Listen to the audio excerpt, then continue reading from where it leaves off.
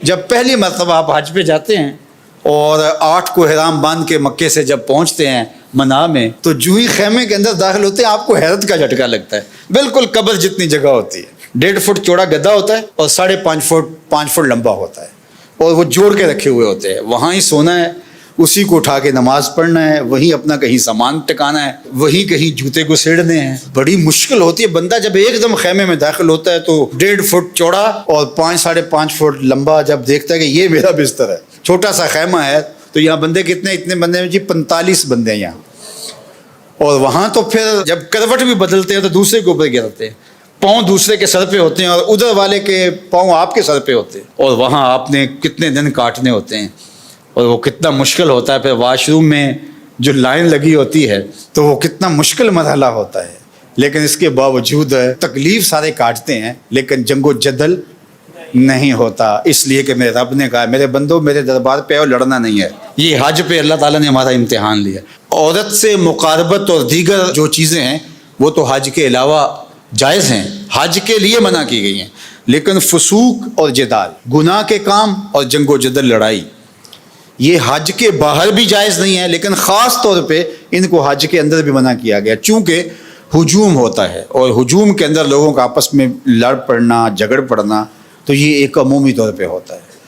آپ میں سے جو لوگ دیہاتوں کے ہیں وہ اچھی طرح جانتے ہیں کہ ہمارے دیہاتوں میں میلے لگتے تھے، ہم جب چھوٹے ہوتے تھے تو ہر میلے پہ لڑائی ضرور ہوتی تھی، سر پھٹتے تھے اور آپس میں الجھاؤ ہو جاتا تھا۔ کیوں کہ جب لوگ جمع ہیں، پھر اس میں لازمی ہوتا تھا، کبھی نہیں سنا تھا کہ میلہ ہو اور وہ کسی لڑائی پر منتج نہ ہوا، چھوٹی لڑائی ہو یا بڑی لڑائی ہو۔ کیوں؟ اس لیے کہ لوگ اتنے زیادہ ہوتے ہیں تو لڑائیاں ہوتی ہیں۔ اللہ اکبر! تو حج 40 لاکھ لوگوں کا اجتماع ہوتا ہے، کوئی لڑائی نہیں ہوتی۔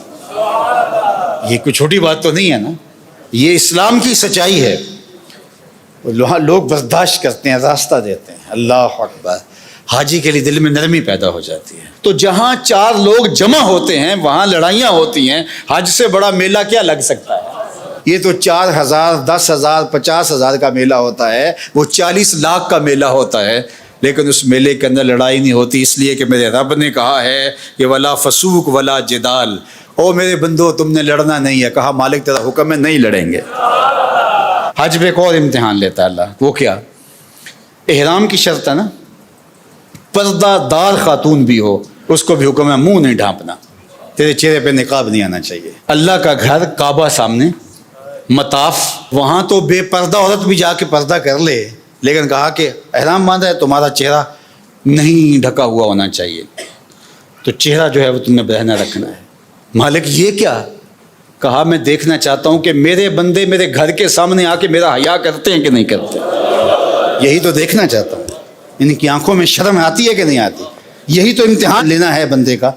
اور وہاں مجال ہے کہ کوئی کسی کی آنکھوں میں آوارگی آ جائے، کسی کی آنکھوں کے اندر بدکاری آ جائے۔ کیسی پاکیزگی ہوتی ہے، کیسی عفت ہوتی ہے۔